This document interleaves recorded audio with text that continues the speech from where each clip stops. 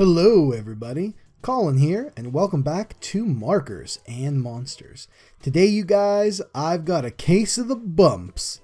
The Goosebumps, that is. Yep, it's one of my favorite subjects, and I'm happy to be doing a mega drawing of it. I started with a sketch right there on a piece of paper, and that kind of led me into the whole idea of just tons and tons of Goosebumps monsters kind of bursting off the page. Goosebumps is so awesome, they can't be contained. I really wanted to also focus in on Curly.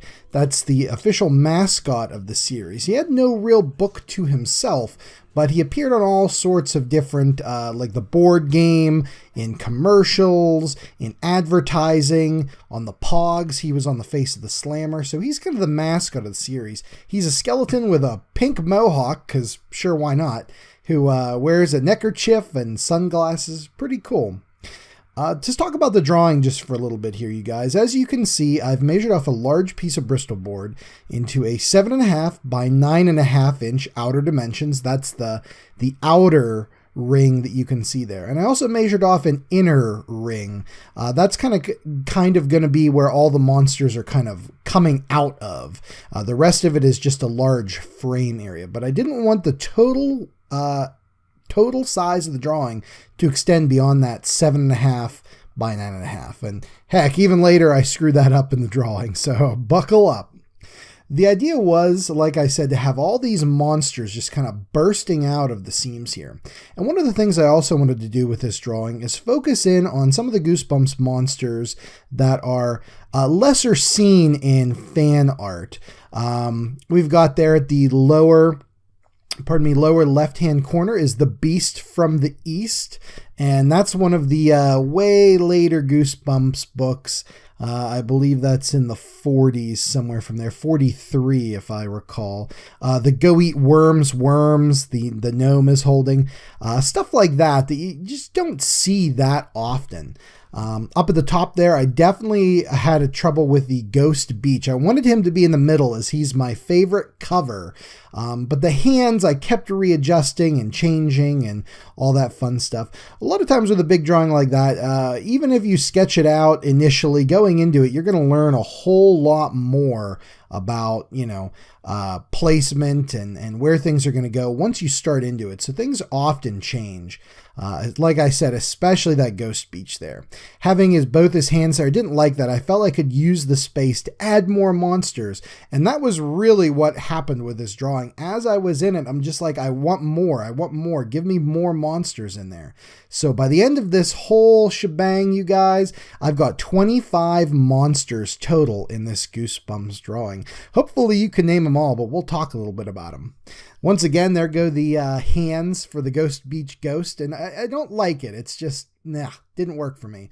So I erased them completely, drew in the Abominable Snowman of Pasadena there, up there at the top in that corner. I didn't want any of the space to go to waste, and I think the composition actually worked out the better for that. Being that this is a huge drawing for me, especially with the markers. I mean, it doesn't, 7.5 by 9.5 doesn't sound that big, but once you get into it, it takes a while. One of the cool things about filming all this stuff is that you can see exactly how long it took. For my hours of footage, I film it in ×4 speed. So I took the total length of time, multiplied it by 4, and I ended up with a total drawing time of, from start to finish, 7 hours and 12 minutes. Now that doesn't count any of the pre-production sketches of just getting the idea done. I'd say I probably have a good hour and a half into that as well, but I don't have any of that on film, so that's just a guesstimate for me. But I can tell you, from blank sheet of paper to finished up, 7 hours, 12 minutes. And then I got to go in and digitally clean it up and have fun like that. And editing this video takes some time. So yeah, if you're looking for a hobby and looking for something to do, you guys, big marker drawings is the way to go. As you can see here, I'm happy with the overall look of the thing, and I'm starting to go in with the inks. I'm doing them first this time, and we are using the Copic multi-liners. I think this is going to give me a lot more to play with when I do the markers, because I really want a lot of these colors to pop out. And being that this is so detailed with lots of fiddly bits, I'm looking at you, B guy, up there in the upper right-hand corner. Lots of little tiny parts. It would be hard to do the markers first and then ink, so might as well switch it up and go the other route. If I was doing this thing again, I'd love to get every single Goosebumps book represented somehow in this. Like I said, I've got 25 out of 62 books represented here. And Curly, I guess, doesn't count. So from all of them, 24 books are represented, with Curly kind of being, like I said, the mascot of the series there.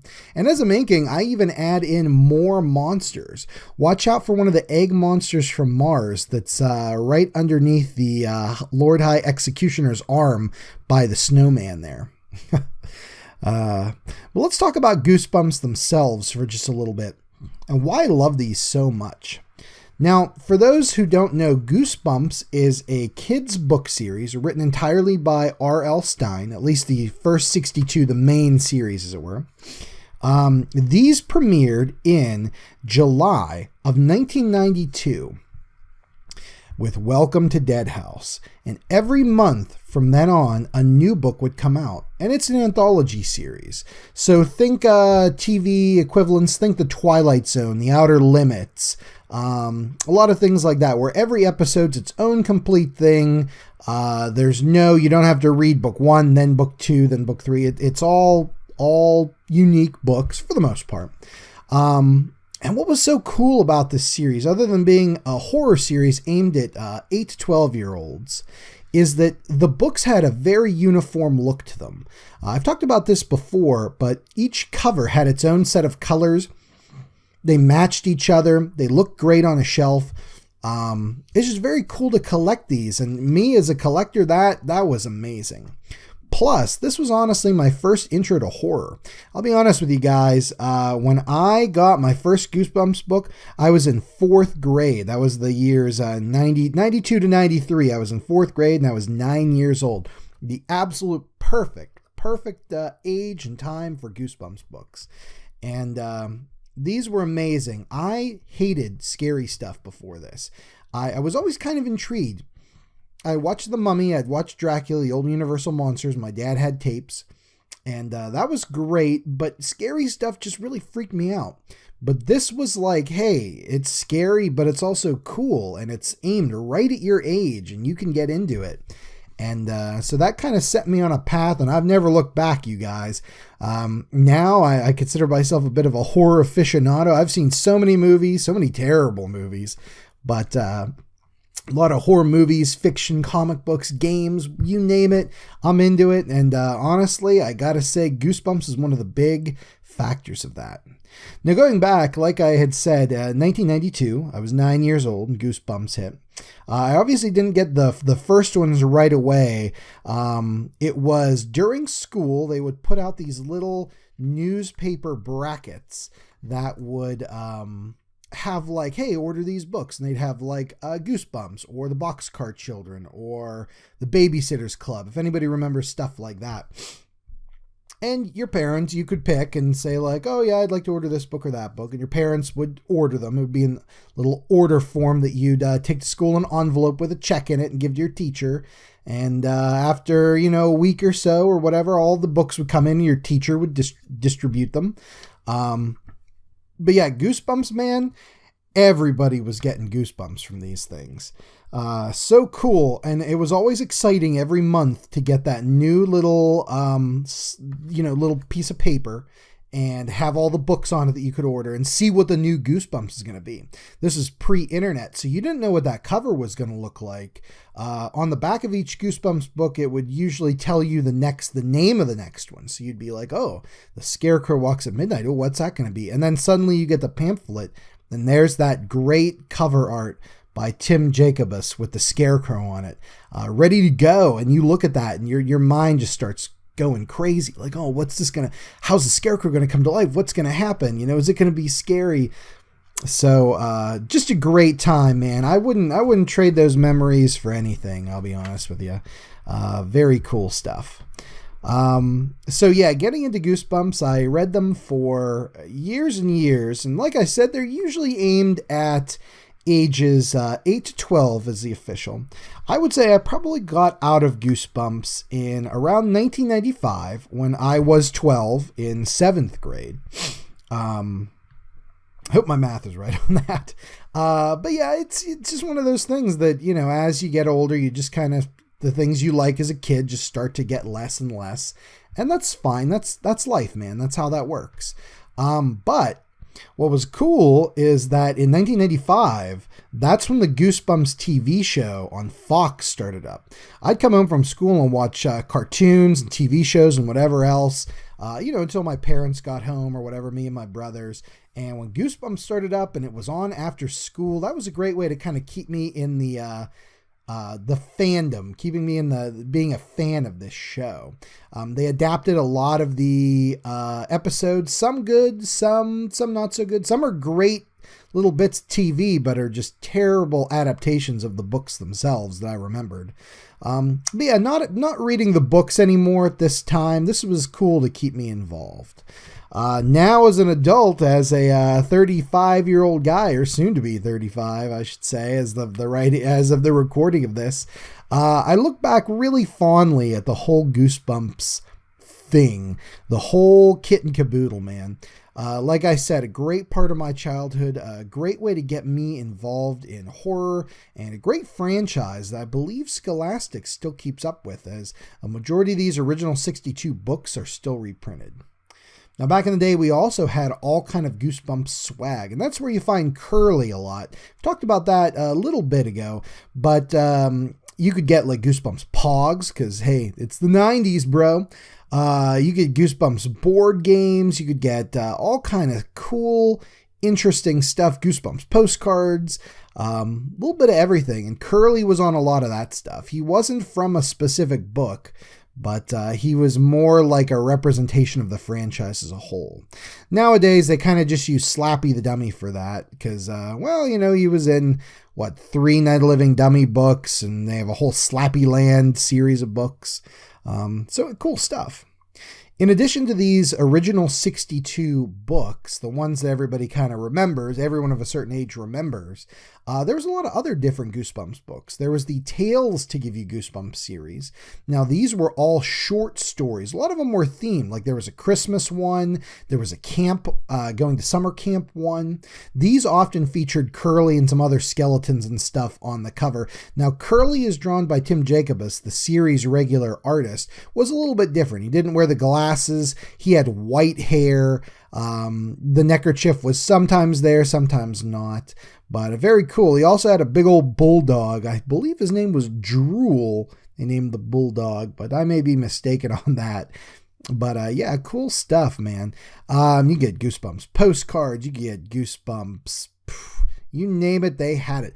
Book lights. The tales often came with little lights you could read in the dark with, which was very cool, especially when you were a kid and it was bedtime and you wanted to read a little bit more but didn't want to have your light on. So you get the little book light out and hide under the covers. There you go. You got yourself a spooky set of tales for the evening. Very, very cool. Pardon me. As you can see, we're getting very much into the coloring here, and these monsters are starting to stand out a wee bit more. Now, we'll be taking a look at the detail when we get to the scan here. I'm leaving the area outside of the frame, I guess, where they're busting out of, just plain old white. I think that's going to look great. And there's a dark blue in there in the background, and the kind of that area there bursting out of.